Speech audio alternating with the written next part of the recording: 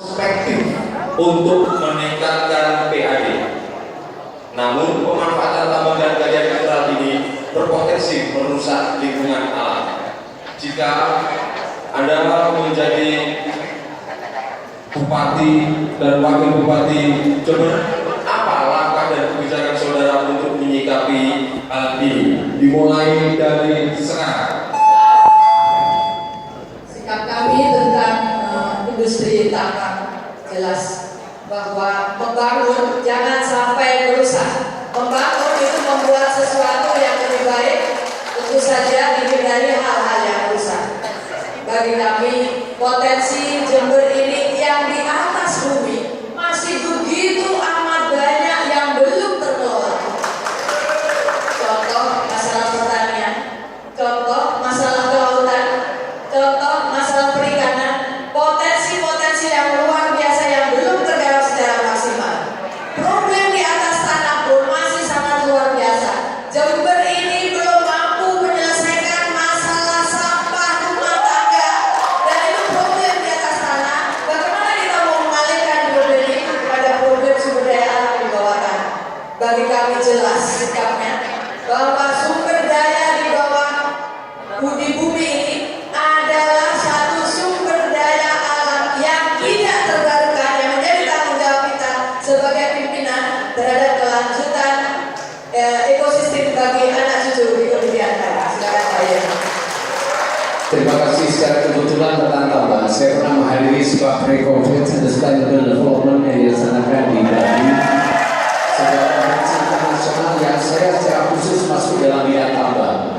Dari beberapa sumber dari berbagai negara itu menunjukkan bahwa lebih banyak manfaatnya daripada masalahnya. Maka kami sebagai orang pesantren mengatakan dan pasti bukan ala jamin masalah. Usaha itu harus lebih didahulukan daripada menarik manfaat. Oleh karena itu maka persoalan tambang yang ada itu hendaknya merupakan sebuah hal yang memang itu merupakan sebuah nikmat. Akan tetapi apabila kita lihat lebih jauh, korban-korban yang akan terjadi, kerusakan alam yang tidak akan terobati, persoalan-persoalan sosial dan sebagainya itu akan muncul di kemudian hari. Kami sudah datang ke berbagai tempat penambangan yang ada di Indonesia ini, dan ternyata memang itulah yang terjadi.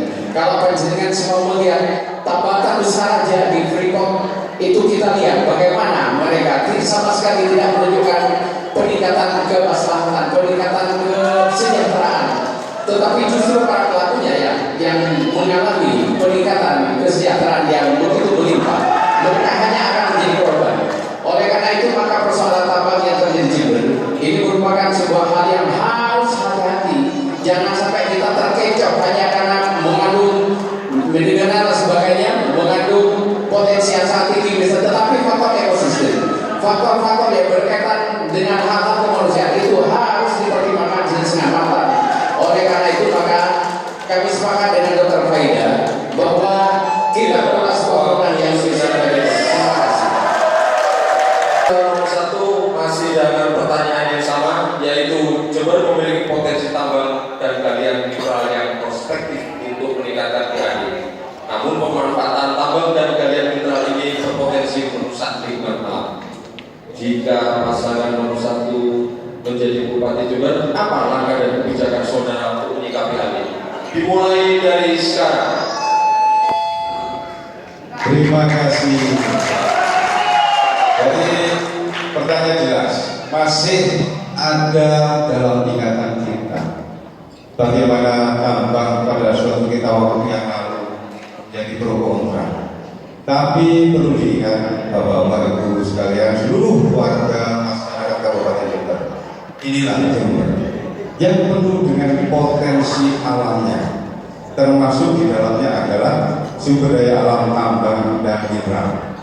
Saya memang terus terang aja berharap tambang ini cukup dieksplorasi untuk kepentingan pendidikan, untuk kepentingan penelitian. Saya sangat setuju sekali. Tapi Bapak-bapak, Ibu sekalian, warga masyarakat Kabupaten Jember, bahwasanya Jember punya tambang. Jember punya tambang. Sesuai tadi pertanyaannya, tambang adalah merupakan sumber pendapatan asli daerah. Kenapa? Kalau kita ini ingin mengangkat tambang ini menjadi salah satu sumber PAD, apakah tidak merusak lingkungan? Saya ingin memberikan sedikit penjelasan terkait masalah tambang. Bahwasanya Bapak Ibu sekalian, sementara ini yang kita gali adalah tambang galian C, yaitu yang ada di Ruger. Tapi ada tambang-tambang mineral galian C, tambang mineral besi dan sebagainya yang potensinya ada di Paseban, ada di Silo. Banyak titik-titik yang itu semuanya ada dalam Perda RT RW. Ada titik-titik potensi sumber daya alam tambang mineral yang layak untuk digali untuk peningkatan PAD. Tapi terkait dengan ini semua, saya punya konsep bahwasanya apabila kita ingin mengeksploitasi tambang, maka ada 5 hal yang perlu kita perhatikan. Yang pertama, warga masyarakat sekitar menyetujui bahwasanya tambang itu perlu dieksploitasi. Yang kedua, bahwasanya peraturan-peraturan yang ada ini harus diikuti. Jangan sampai peraturan-peraturan yang ada ini tidak diikuti. Yang ketiga, bahwasanya persetujuan warga masyarakat ini selalu menyetujui adanya tambang. Yang keempat, ini dalam rangka untuk meningkatkan kesejahteraan masyarakat yang ada. Yang kelima adalah jangan sampai merusak lingkungan sekitar.